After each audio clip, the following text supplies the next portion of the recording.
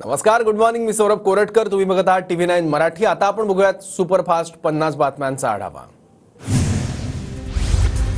मुंबई गोवा महामार्गावरील कुचकामी कामाला रवींद्र चव्हाण जबाबदार. मुख्यमंत्र्यांनी रवींद्र चव्हाणांचा राजीनामा घ्यावा. शिंदे गटाच्या रामदास कदमांची मागणी.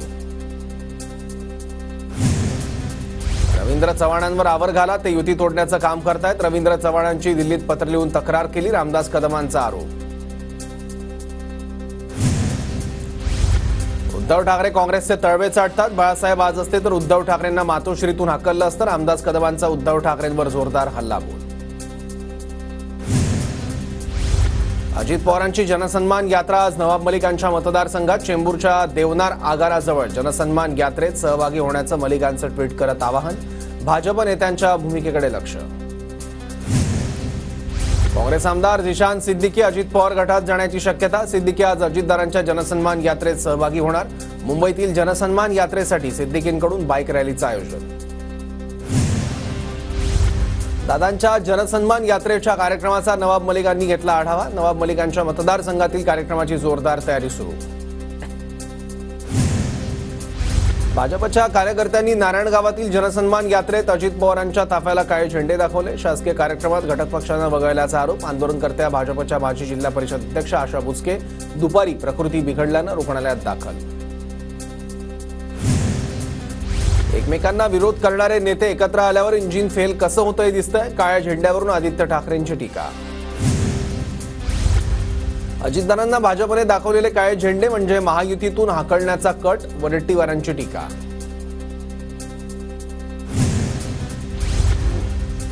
विधानसभेच्या निवडणुका नोव्हेंबर महिन्यात असण्याची शक्यता. पुण्यातील लाडकी बहीण योजना शुभारंभ कार्यक्रमातून मुख्यमंत्री एकनाथ शिंदेंचे संकेत. उद्धव ठाकरेंकडून मुंबईतील 36 विधानसभा मतदारसंघांची मोर्चे बांधणी सुरू. 10 नेते आणि 18 सहाय्यकांवर जबाबदारी. संभाजी भिडेंना बोलून उपयोग नाही, शब्द फडणवीसांचे आहेत. संभाजी भिडेंमागून फडणवीसांचा नवा डाव. जरांगेंचा आरोप. नाशकात 5 लाख लोकांचा जरांगेंचा मोर्चा होणार होता, पण मोर्चात फक्त 8,000 लोक होते असा पोलिसांचा रिपोर्ट. जरांगेंच्या नाशकातील रॅलीवर भुजबळांची टीका. फडणवीसांनी भुजबळांना गणितशास्त्राचा तज्ज्ञ बनवून PhD देऊन टाकावी. भुजबळांच्या टीकेनंतर जरांगेंचा पलटवार. मुंबईला लुटणाऱ्यांना विरोध करणारच. धारावी पुनर्विकासात स्थानिकांना 500 स्क्वेअर फुटांचं घर द्या. आदित्य ठाकरेंकडून नक्कल करत मुख्यमंत्र्यांवर टीका. 2009ला रामदास कदमांनी दापोलीसाठी प्रयत्न केले, मात्र मातोश्रीतूनच काही लोकांनी राजकारण केलं. पक्षाकडूनच रामदास कदमांना गुहागरमधून पाडण्यात आलं. योगेश कदमांचा आरोप. ठाकरे गटाच्या माजी नगरसेविका नयना गांगुर्डेंनी नाशिकमध्ये घेतली सुप्रिया सुळेंची भेट. देवळाली मतदारसंघासाठी इच्छुक असल्यानं भेट घेतल्याची चर्चा. आगामी विधानसभा निवडणुकीत शिवसंग्राम संघटना 5 जागा लढवणार. संघटनेच्या सर्वसाधारण सभेत निर्णय. तर मराठा आरक्षण देण्याची भूमिका घेणाऱ्या पक्षांसोबत युती करणार पक्षाची भूमिका. काँग्रेस नेते राहुल गांधींना आज पुण्यातील शिवाजीनगर न्यायालयात हजर राहण्याचे आदेश. स्वातंत्र्यवीर सावरकरांविषयी वादग्रस्त विधान केल्याचं प्रकरण. पंतप्रधान नरेंद्र मोदी 25 ऑगस्टला जळगाव जिल्ह्याच्या दौऱ्यावर. राज्यस्तरीय लखपती दिदी मेळाव्याला मोदींची प्रमुख उपस्थिती असणार. नांदेड शहरात भाजपकडून लाडकी बहीण योजनेअंतर्गत महिला मेळाव्याचं आयोजन. देवेंद्र फडणवीसांचं ऑनलाईन माध्यमातून मेळाव्याला मार्गदर्शन. नवी मुंबईत लाडक्या बहिणींचा भाऊ देवाभाऊ कार्यक्रमाचं आयोजन. कार्यक्रमाला शेकडो महिलांची उपस्थिती. नवी मुंबई जिल्हाध्यक्ष संदीप नाईकांना राखी बांधत कार्यक्रम पार. धुळ्यात भाजपकडून लाडका देवाभाऊ कार्यक्रमाचं आयोजन. 7,000 महिलांना साडीसह मिठाईचं वाटप. अहमदनगरच्या कर्जत शहरात हिंदू जन आक्रोश मोर्चा. मोर्चाला आमदार नितेश राणेंची उपस्थिती. सिद्धटेक गणपती मंदिर आणि कर्जत इथल्या हनुमान मंदिराच्या आजूबाजूचं अतिक्रमण हटवण्याच्या मागणीसाठी मोर्चा. नवी मुंबईतील वर्चस्वाच्या लढाईमध्ये स्वराज्य पक्षाची मुसंडी. रक्षाबंधनाच्या कार्यक्रमाला महिलांचा उत्स्फूर्त प्रतिसाद. पुण्यामध्ये छत्रपती शिवाजी महाराजांच्या अश्वारूढ पुतळ्याचं अनावरण. पालकमंत्री उदय सामंत आणि रवींद्र वायकरांची उपस्थिती.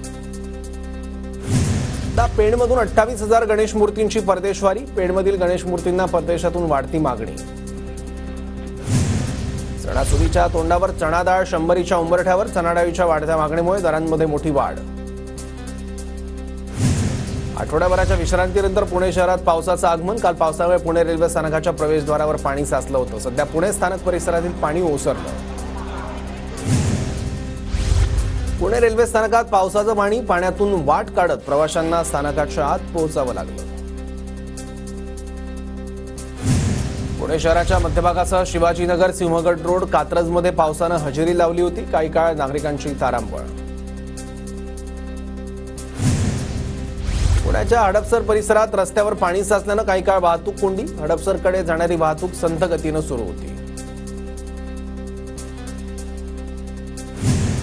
पुण्यात मुसळधार पावसाची हजेरी. आळंदी रस्त्यावर फुलेनगर आरटीओ चौकात पुराचं पाणी आल्यानं वाहतूक कोलमडली होती. काही दिवसांच्या विश्रांतीनंतर पिंपरी चिंचवडमध्ये पुन्हा पाऊस. अचानक आलेल्या पावसामुळे नागरिकांची तारांबळ. पावसानं काहीशी उघडीप दिल्यानं मुंबईत उकाडा वाढला, तर मुंबईत हलक्या पावसाची शक्यता, हवामान विभागाचा अंदाज. 2 दिवसांच्या उघडीपनंतर छत्रपती संभाजीनगरमध्ये बरसला पाऊस. शहरातील सखल भागात पाणी साचलं. लातूर जिल्ह्यातल्या जळकोट, अहमदपूर आणि निलंगा तालुक्यात वादळी वाऱ्यासह पाऊस. पावसानं शेती पिकांचं मोठं नुकसान.